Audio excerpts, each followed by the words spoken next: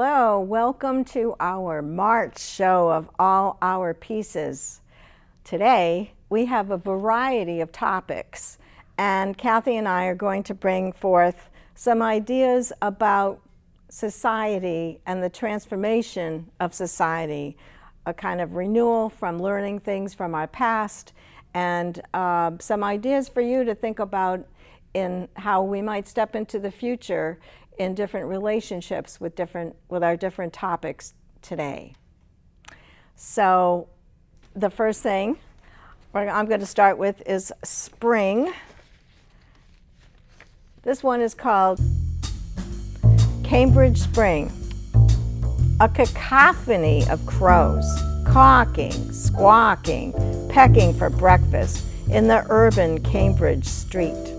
I stroll along as a tourist, apple crisp air on my cold cheeks. One drop of rain clings to a budding willow branch, heavy as a crystal bowl. Rows of houses proud and prim, and then, occasionally, a garden with herbal trim. Dried sunflower stalks that stood so staunchly against winter's windy curse now release their crumpled petals that sail and scrape upon the earth. A calico cat, eyes on the sly, crouches in a driveway, aroused by the noisy blackbirds nearby. Very slowly, he licks his paws, and then suddenly he pounces on a flock of crows. Instantly they flee, rocketing high, blown like specks of ashes black against the cold gray sky. This one's called Embracing Silence, and it's by my daughter Emily. And it's also about spring. Soft dew graces a blade of grass, all emerald green in dancing light. A droplet forms, exquisite tension at the tip. This is where time empties, flowing out between my fingers. Can I witness the moment as it falls? Listening intently as it slips and plummets to the perfect silence. I reside within this quiet. Inhale, expand. Exhale, contract. In all my fumbling folds of self-withdrawal, I am luminous, a manifestation of silence, a droplet of grace. Woo. And this is by your daughter? My daughter, Emily.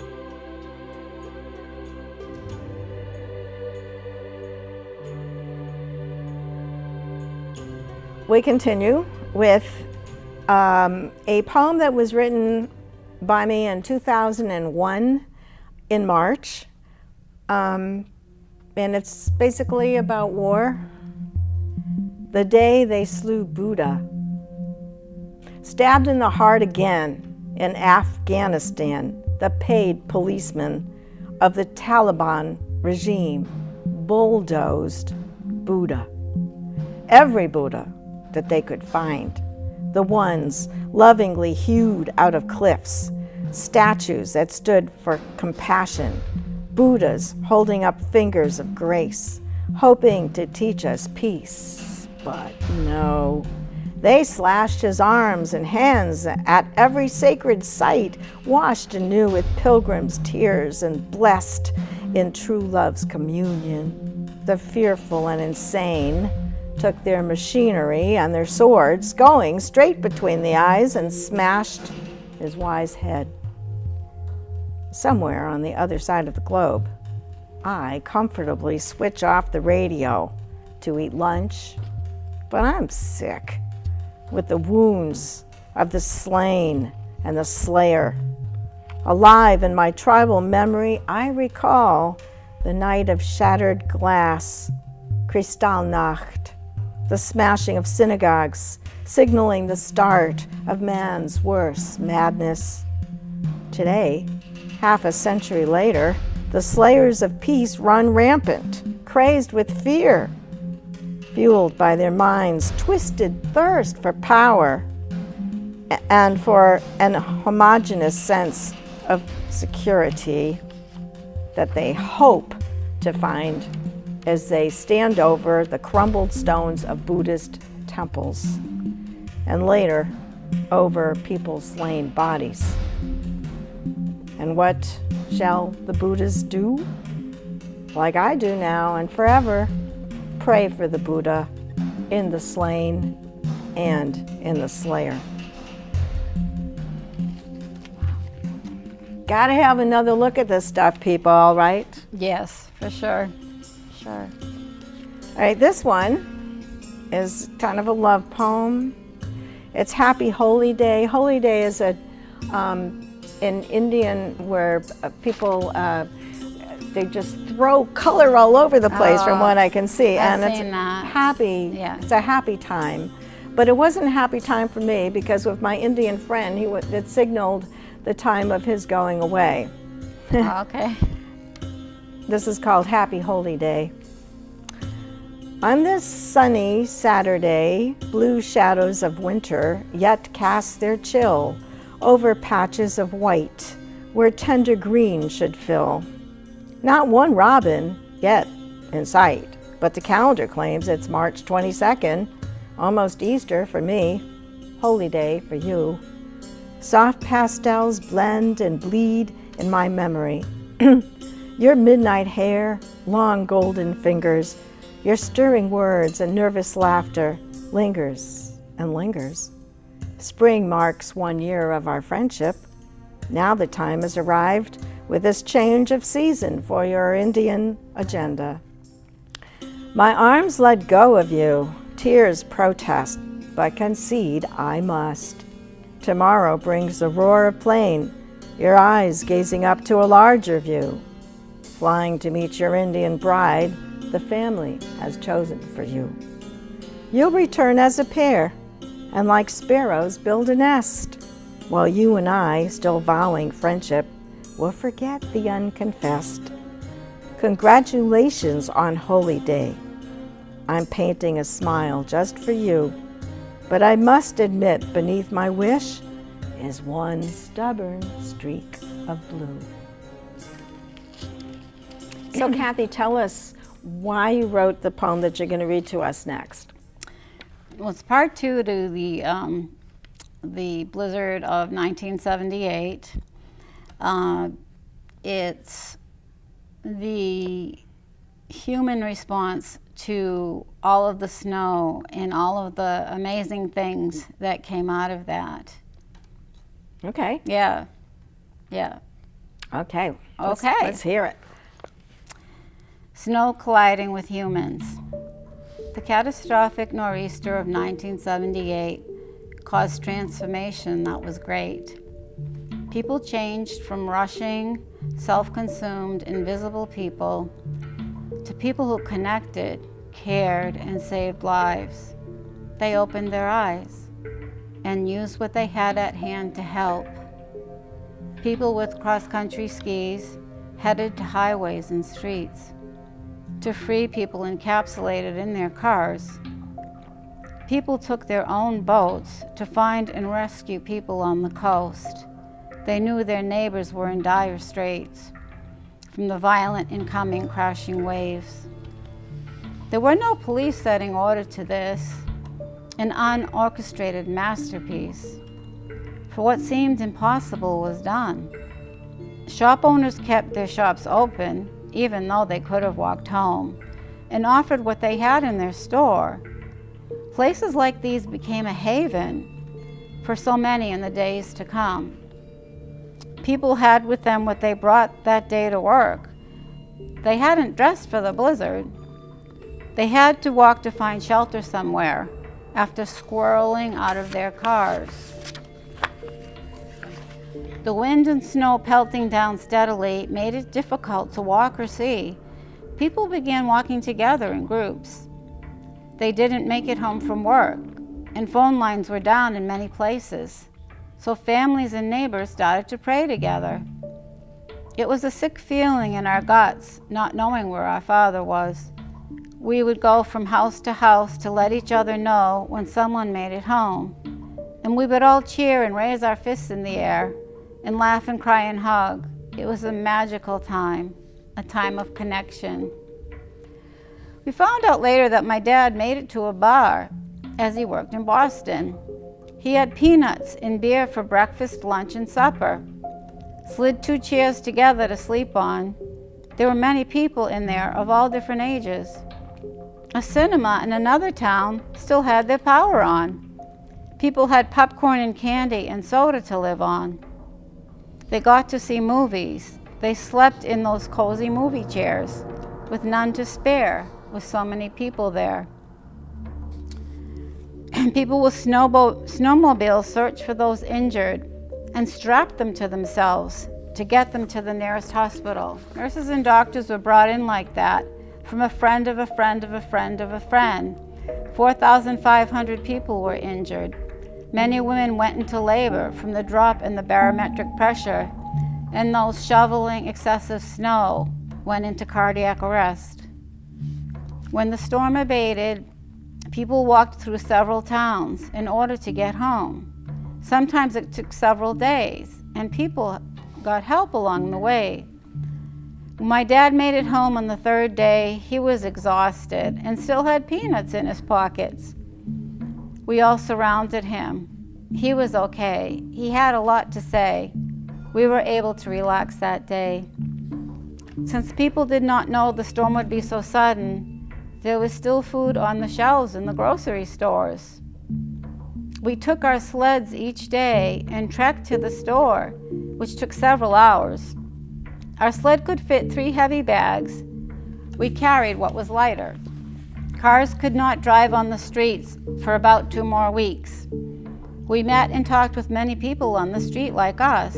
There was a camaraderie that I had never seen, and I mourned when cars were allowed back on the street. At home, the boys were jumping into the snow, taking off their shirts and coats. Internal rules to follow of what is cool and what is not. We boys and girls had cooties and kept separate from each other. We were making the snow into something not so scary, trapped in our houses with nowhere to go and nothing to do for weeks on end, shoveling our way out each day to see the light of the sun. The boys were jumping from the landing into 9-foot drifts, re-emerging as if underwater. The girls came out to the landing to witness this. We started placing bets and giving them numbers like in the Olympics. They emerged pounding their chests. They yelled a primal tone that was familiar to us all. We started cheering them on, this time in a united front to make this storm our own. Wow. So a lot of good came out of that. Wow. Yeah, people just did what they could with what they had, and there's a lot of other stories around that same storm. How old were you when this was going on? I was 18. Mm-hmm. Because if you remember, my previous story was about when I was in my first year in nursing school, walking to the hospital and back. The boys just sound like 15 years old or something, and so I pictured them, but maybe they weren't.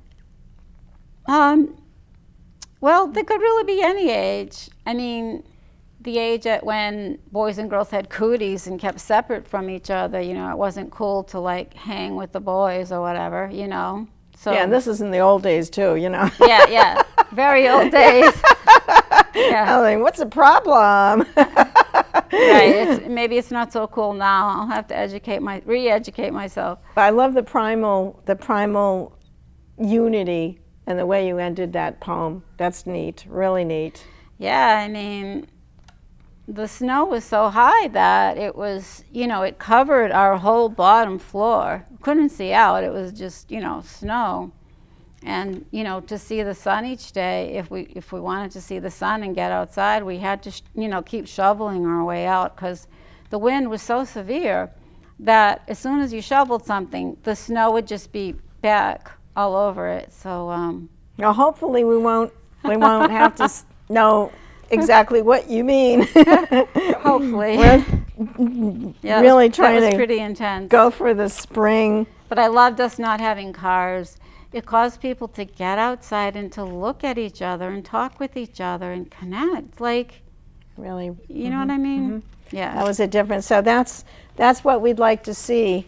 That's what you'd like to see in your poem. You're letting us know that's what you'd like to see in our society. Yes. More of that. Okay, I'm going to cut to the past as well. This is called Quitting Sears in 1971. So I was about the same age as you in that time. And this was a short poem about my feelings of the time, which I still think are apropos today. The job was lousy, $29 and no cents this week, for walking to the time clock of the Sears department store, past Revlon displays of sexy mannequins who lunged forward as if asking for sex, for walking past a tie and jacket salesman who flashed a Colgate smile at me and a grin at each other, while I grimace imagining their thoughts. But now I swing the glass door open. I am free. I am quitting. Out on the highway, hitchhiking a ride home, probably a disgraceful sight to the ladies who drive by in their husbands' Electras and Continentals. Disgraceful hippie me in a boyfriend's jacket and my women's liberation pin. I hitchhike from suburbia to city, raging at men behind lawnmowers and AstroTurf lawns who conquered their acre of wildflowers, herbs, and animals they did not care to understand. I am at war with those who wield clippers of hedges, who hack and box plants into their own absurd abstractions, limited to rectangles and spheres. Connecticut's social order suffocates me. I hold out my thumb for a ride while I silently give them the finger. Both needing and hating their affluence, I long to go home. But it isn't where I live. You know, you're a teenager and you're looking around life and going, I don't know if I get this or not. Some of us just aren't that comfortable in our society. Yeah. And while I'm at it, finishing my claptrap. Oh dear. It's okay. And so here's It's a poem. all cool. Here's a poem about It's groovy, sister. It's groovy. a groovy. Yeah. I never did use that word. I did. In square, you know, did? someone's a square. Yeah, square. Far out. That's what I was like. Far out. I was pretty far out. Yeah. Yeah, this is about one of many. It's You called. still are, no? Yeah, oh yeah, proud of it. I lived in Tampa, Florida, when I went to the University of Tampa to get my double degree, and I saw all the time there were homeless people there. And finally, I wrote a poem about it called "One of Many." Oh my God, there's another one. Somewhere in his distant past, he cut the umbilical cord to society and found himself tottering along the gray concrete margins of Tampa's monster buildings. Cast like a mold, he has hundreds that look just like him. The dirty orange winter jacket, even though it's 70 degrees, the gnarled black fingers clutching a stolen shopping cart filled with plastic garbage bags. Bags bulge above his cart, dangling over the edges, aluminum cans clattering as he pushes the cart over the cobbled pavement, his swooning body in rhythm with the violent jangle of metal cart, concrete, and clanking cans. Oh my God. I cannot stand to see him. That all too familiar, all too common sight of a man who has given up. Oh, you described that so well. Like I was right there. I could smell the smells and see the sights and sounds. And many people who become homeless don't plan on it. A lot of it is related to addiction issues. And I just think there's a lot of judgment in our society around homeless people. But you nailed it. Thank you. Yeah, you were really You know, good. there are many times, probably most of us could be only this far away Yeah. from homelessness, you know, and yeah. Now, while we're reforming our society through our poetry, I'm going to venture another one, and then we're going to come to the perfect love of your poem that you wrote. Okay. Hey, I met this man in Portland, Maine, who affected me in some ways because he was Jewish and an atheist and very bitter. And so I wrote this poem about it just to see what does this look like? Promised Land, it's called. You called yourself a former refusenik, a Russian, a Zionist, a Jew, an atheist. I asked, well, what does Jewish mean to you? And you replied, when I was boy, they called me Jew and broke my nose.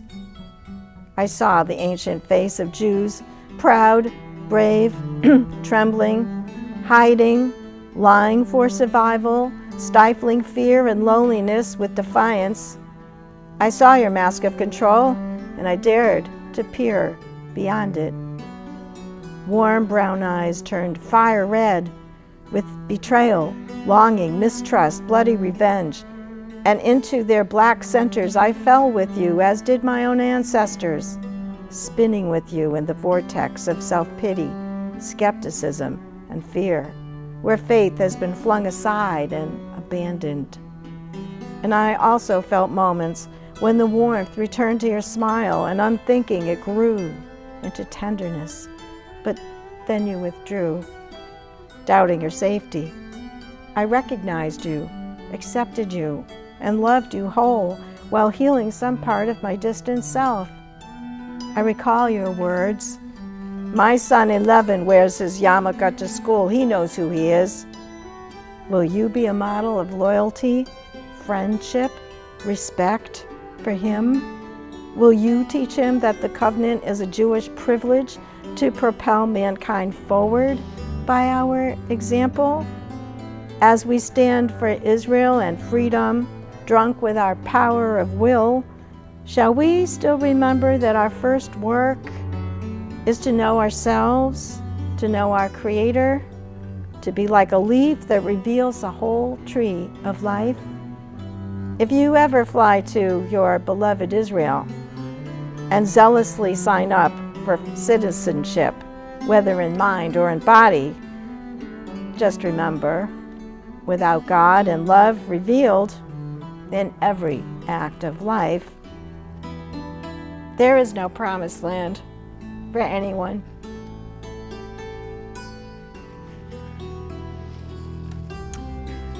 Woo! Yeah, That just says it all. You know, I think the promised land is really talking about us. You know, what you just said, and I love how you said about, what was it you were saying about the leaf? Seeing the leaf reveals the whole tree. yeah. You ever look at a leaf and you can see it, the entire image of the tree. That's so neat, I've never thought of isn't that it? before. Yeah. And also, the tree of life is a Jewish icon, kind of. Yes, you know. yes, yeah. Probably a lot of other things, but they don't have a handle on that one. But it's repeated. So I want to hear the one that you wrote. Okay. And what is it called again? This is called True Love, and I wrote it for, I thought that I was going to be reading at Valentine's Day time, but this is relevant at any time, really. So I titled this True Love. There is no script or rehearsal for being a parent. We pray we don't damage them, but we do. because we bring all our broken pieces with us. And our children accurately see the fracture lines. We create our own disappointment in trying to be perfect for them. It's a scary, empty feeling when your child goes to a place where you can't reach them. You have to stay out, looking in. Letting go is just as important as holding on, especially when they are called to work through darkness. We cannot change our children's destinies, even if we try. We cannot fix the things our children are destined to experience. Only love them through it. Other people step in and help our children and help them to get out, get back. Not to you, but to themselves. This is love. Or if you push to the limit of your own endurance and they see you fall, you have to take the hit and fall because your own destiny needs to call. And it's not what you expect at all. And then they see you get up again. And this teaches them more than you could ever say. Then you come back together with them when they come back to themselves. A process that can't be rushed. And you go and you do an unrehearsed dance with them in delight in who they have become. Fixing things that are broken is not a parent's job. Listening to what they need at the time and obeying it is true love. Wow. It gives me a lot of insight into understanding my parents and, you know, what happened with them. Yeah. And how difficult it is. There's this illusion that, you know, when you become a parent, all of a sudden you're going to be like a perfect parent. But we forget that we bring ourselves as we are at that moment. As soon as we have a child, that's it. We start, you know, and my children, and I've seen this in a lot of children, like they see you for who you are. They see your broken pieces and they can see it accurately and they know exactly where those fractures are. And they're great. My girls have been the greatest teachers in my life, more than anything. Wow. Yeah. I think on some of our future readings, Yeah. we will explore more We will. of what people learn in family relationships. Yes. Yeah? I think that's a very relevant topic that relates to all of us. I know. Yeah, and one of the things that I needed to explain to Judy is that I'm not a writer. I'm a nurse by profession, and so if anybody has input, you know, that watches this show, that has suggestions, I'm just totally open to that. Totally. Me too. Okay. Me too. This is, we're bearing our souls here, and we hope that people enjoy it. We've gotten some comments, especially on Facebook and so on, but we'd love to have some more, and we're going to keep on going and using poetry to share all our pieces. We'll see you in April.